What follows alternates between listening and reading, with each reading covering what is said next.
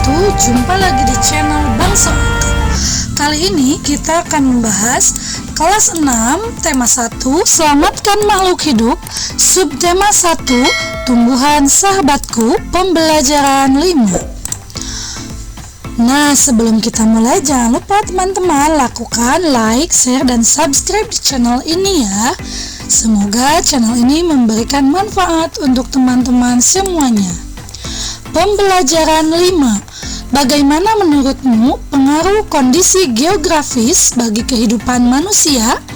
Ayo kita pelajari lebih lanjut. Ayo membaca. Kamu sudah belajar tentang negara-negara ASEAN. Untuk menambah pengetahuanmu, bacalah informasi berikut ini.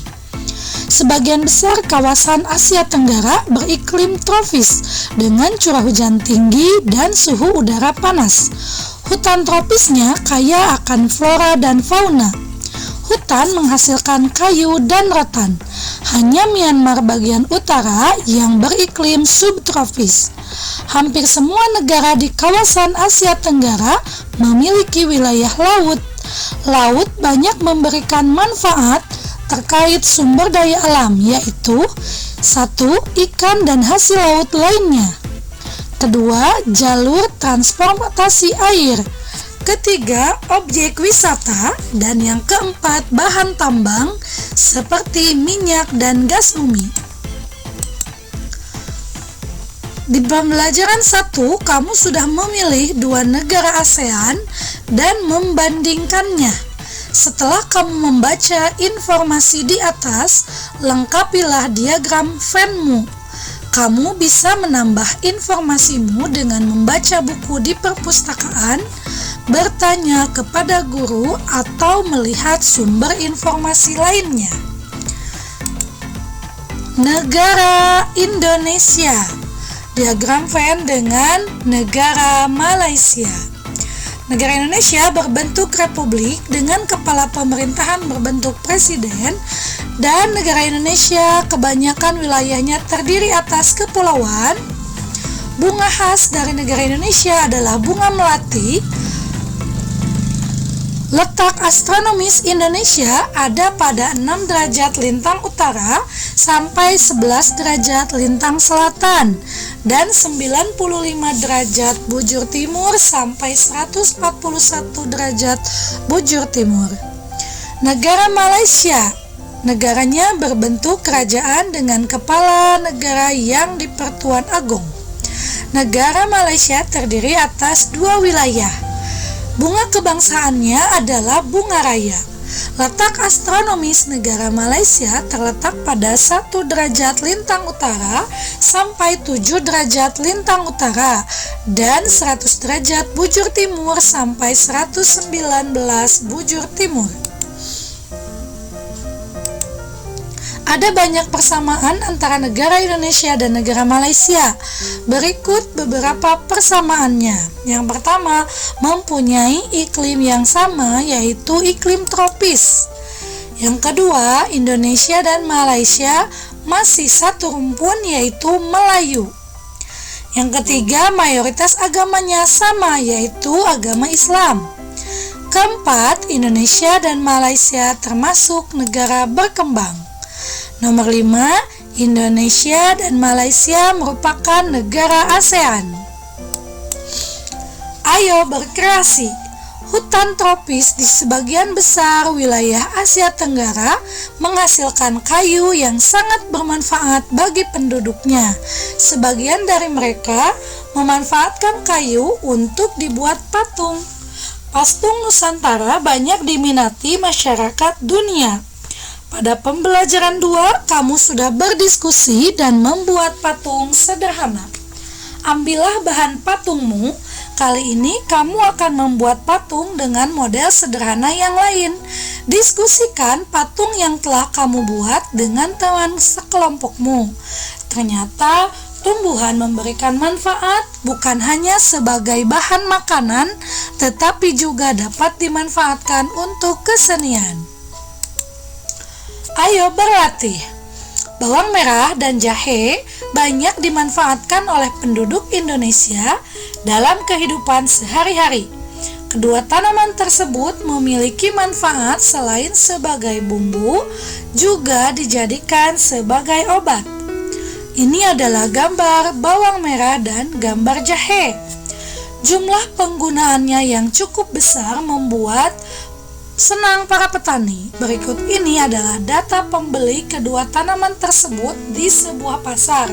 Tahun 2016, pembeli jahe ada 2.172 orang, sedangkan pembeli bawang merah ada 9.542 orang.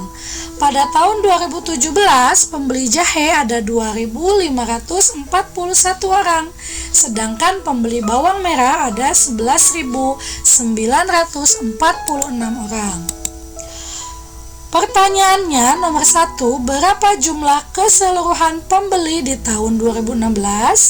Nomor 2, berapa jumlah lebihnya jumlah keseluruhan pembeli di tahun 2017 dari jumlah keseluruhan pembeli di tahun 2016? Nomor 3, sekitar berapa kalinya jumlah pembeli jahe dari jumlah pembeli bawang merah di tahun 2017? Jawaban nomor 1, pembeli jahe tahun 2016 adalah 2.172, pembeli bawang merah tahun 2016 adalah 9.542. Ditanyakan jumlah keseluruhan pembeli di tahun 2016, maka jawabannya 2.172 ditambah 9.542 sama dengan 11.714. Jadi jumlah keseluruhan pembeli tahun 2016 adalah 11.714.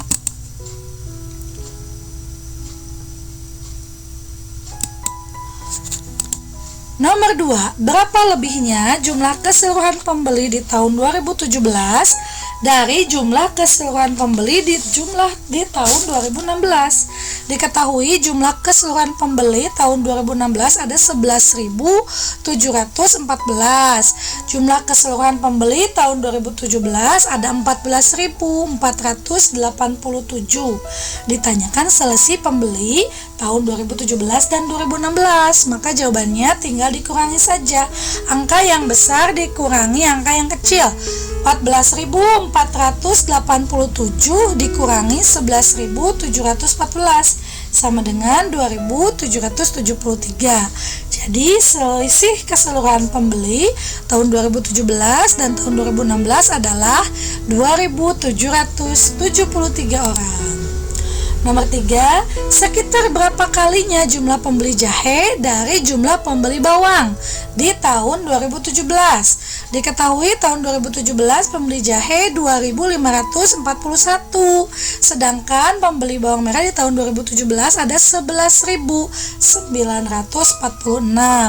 Ditanyakan berapa kalinya pembahasan bawang merah dibagi dengan daya beli jahe. 11.946 dibagi 2.541, jadi 4,7 kali. Jadi jumlah daya beli pembeli bawang merah adalah 4,7 kali lebih banyak dibanding dengan pembeli jahe. Tukarkan hasilnya dengan temanmu, berilah komentar pada jawaban temanmu. Yang keempat, buatlah 2 soal yang berbeda dari data yang ada. Mintalah 2 orang temanmu untuk menjawabnya, kemudian diskusikan hasilnya dengan temanmu, dan setelah itu serahkan kepada gurumu. Ini adalah contoh soal beserta jawabannya. Misalkan nomor 1, berapakah selisih pembeli jahe antara tahun 2016 dan 2017? Jawabannya 369. Kemudian nomor 2 bisa berapa selisih pembeli bawang antara tahun 2016 dengan tahun 2017?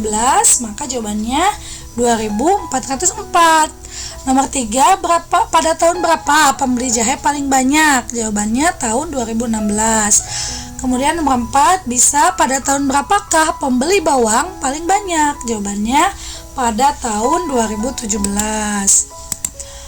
Berikut adalah hasil produksi bawang merah di Kabupaten Gorontalo. Tahun 2005 produksinya 112.000, 2006 100.000, 2007 125.000, 2008 92.000, 2009 122.000, 2010 39.000, 2011 54.000, 2012 53.000. Jawablah pertanyaan berikut. Nomor 1, urutkan tahun produksi bawang merah berdasarkan jumlah produksi yang paling banyak. Urutan produksi bawang dari yang paling banyak adalah 2007, 2009, 2005, 2006, 2018, 2011, 2012, dan 2010. Nomor 2, jumlahkan produksi bawang merah mulai dari urutan ke-1 sampai ke-4.